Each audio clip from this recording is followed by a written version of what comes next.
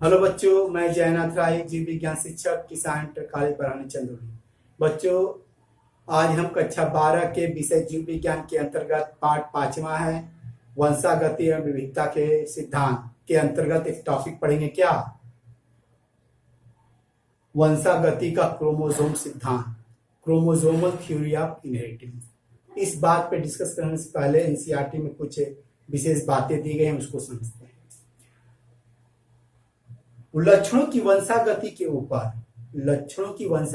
ऊपर 1865 ईस्वी में मेंडल ने अपने कार्य को प्रकाशित कर दिया गया था। किसमें? एक अपने कार्य को प्रकाशित कर दिया था 1865 ईस्वी में। लेकिन सन 1900 तक उनको क्या हुआ? कोई प्रसिद्धि नहीं मिली, उनका कार्य अज्ञात रहा। क्यों रहा? एक टॉपिक बन जाता है इसी के नाम पे। क्या? मेंडल कार्य की प्रारंभिक उपेक्षा के कारण। मेंडल ने जो कार्य किए थे शुरू में इनके कार्य की उपेक्षा हुई। क्यों हुई? ये एक टॉपिक बन गया, ये भी एग्जामिनेशन में आता है। सबसे पहले देखते हैं नंबर 1, उन्होंने अपने जो मेंडल ने अपने जो शोध थे एक पत्रिका में प्रकाशित किया था। उस पत्रिका कौन थी? The proceedings of the Brunn natural history society. इसमें इन्होंने अपने शोध को प्रकाशित कराया था। क्या खराबी थी? प्रचार क्यों खराबी हो गई? क्यों नहीं प्रसिद्धि मिली? क्योंकि जो पत्रिका थी वो उनका प्रचार बहुत सीमित था। आज की तरह बहुत एडवांस संचार प्रणाली नहीं थी। इसी कारण उनको क्या हुआ? उस समय अपने कार्य की कोई प्रसिद्धि नहीं मिली। ये पहला कारण था। नंबर दूसरा क्या? मेंडल के कारण।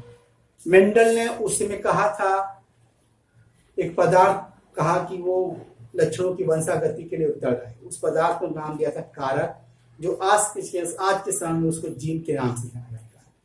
उस समय के तत्कालिक जो जैव वैज्ञानिक थे उनको मेंडल कारक के बारे में क्या हुआ? उनको नयापन लगा, उन्होंने उसको अस्वीकार कर दिया। क्या कर दिया? उनको अस्वीकार कर दिया। क्यों नहीं स्वीकार किए? क्यों नहीं उनको रास आया? क्योंकि उस समय वो विविधता, प्रकृति की विविधता जो थी किसके कारण थी? सतत रूप से परिचित थे। विविधता जो आती थी वो सतत रूप से धीरे धीरे होती थी।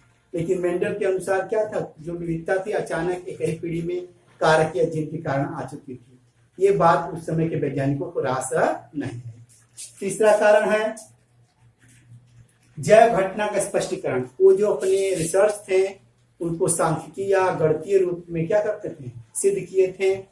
जो उस समय के वैज्ञानिकों के लिए वो नया था, वो स्वीकारात्मक थे। वो उस गणितीय तथ्यों को स्वीकार नहीं किए। चौथा जो कारण था कारकों के उन्नत। मेंडल ने स्वयं कारक कहाँ उपस्थित होते हैं, वो किस पदार्थ के बने होते हैं, उनके बारे में मेंडल ने स्वयं ही नहीं बताया। इन कारणों की वजह से क्या हुआ? उनको शुरू के कार्यों में क्या उपेक्षा का सामना करना पड़ा। लेकिन 19वीं शताब्दी तक आते आते 3 वैज्ञानिक थे, ह्यूगो डे व्रीज, कोरेंस और शेरमान, ने मेंडल के नियम को रीडिस्कवर किया, पुनः खोज की। क्यों खोज कर पाए वो? क्योंकि उस समय तक माइक्रोस्कोप की खोज हो चुकी थी। नंबर 2, वैज्ञानिक कोशिका विभाजन को आसानी से देख सकते थे। उस समय कोशिका के अंदर पाए जाने वाले केंद्र की भी खोज हो चुकी थी।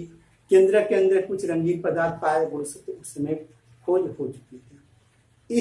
इन कारणों के कारण मेंडल को 19वीं शताब्दी तक 1900 तक आते आते क्या हुई? कुछ प्रसिद्धि मिली। किसके कारण?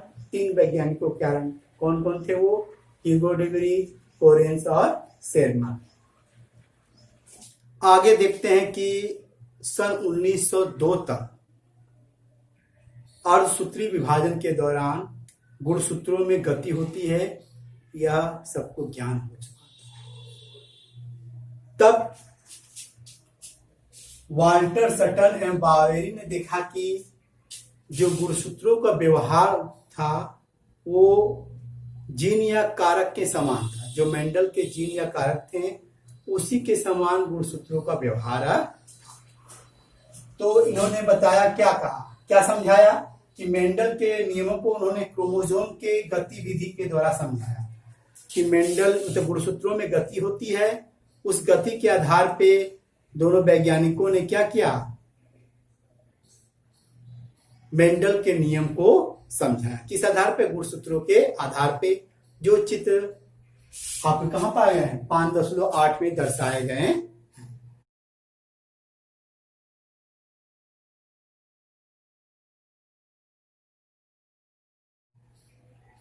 अब देखते हैं इन दोनों के अनुसार जीन के समान गुणसूत्र भी जोड़े के रूप में पाए जाते हैं। जिस तरह जीन क्या होते हैं, जोड़े में होते हैं, ठीक उसी तरह गुणसूत्र भी जोड़े में व्यवस्थित होते हैं। नंबर 2 है, एक जीन के 2 एलील समजात गुणसूत्र के समजात स्थान पे पाए जाते हैं। ये मान लीजिए समजात गुणसूत्र है तो एक जीन के 2 एलील जो है समजात स्थानों पे पाए जाते।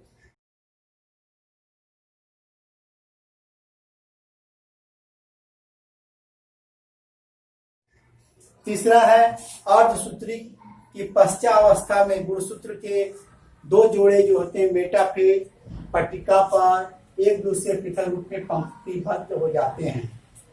हम पढ़ेंगे कि मियोसिस डिवीजन के दौरान जब एनाफेज आता है उस दौरान जो गुणसूत्र के जोड़े होते हैं वो मिडिल में स्पिंडल फाइबर के मिडिल में आ जाते हैं, जिसको हम बोलते हैं क्या, मेटाफेज पट्टिका पर स्वतंत्र रूप से व्यवस्थित हो जाते हैं और स्वतंत्र रूप से क्या होते हैं, इनका पृथक्करण होता है, जिसको 5.9 चित्र में दर्शाया गया।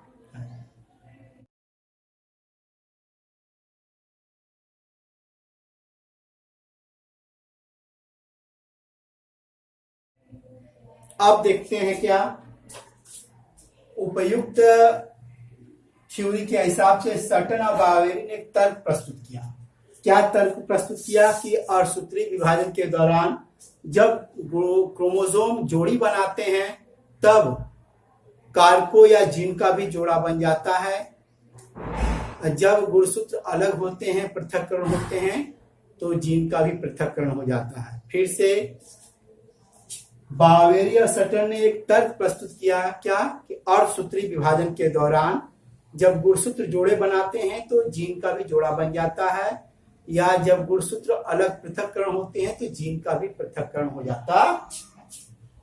तो सटन ने क्या किया, गुणसूत्र के विसंयोजन एवं मेंडल के सिद्धांत को मिला करके, मतलब सटन ने क्या किया, गुणसूत्र के विसंयोजन मतलब सेग्रीगेशन ऑफ क्रोमोसोम के नियम को प्लस मेंडल के नियम को आपस में मिलाकर कौन सा नियम दिया था, वंशागति का क्रोमोसोम सिद्धांत दिया था। अर्थात वंशागति के लिए कौन रिस्पॉन्सिबल है, क्रोमोसोम रिस्पॉन्सिबल है, क्योंकि क्रोमोसोम के ऊपर ही जीन व्यवस्थित होते।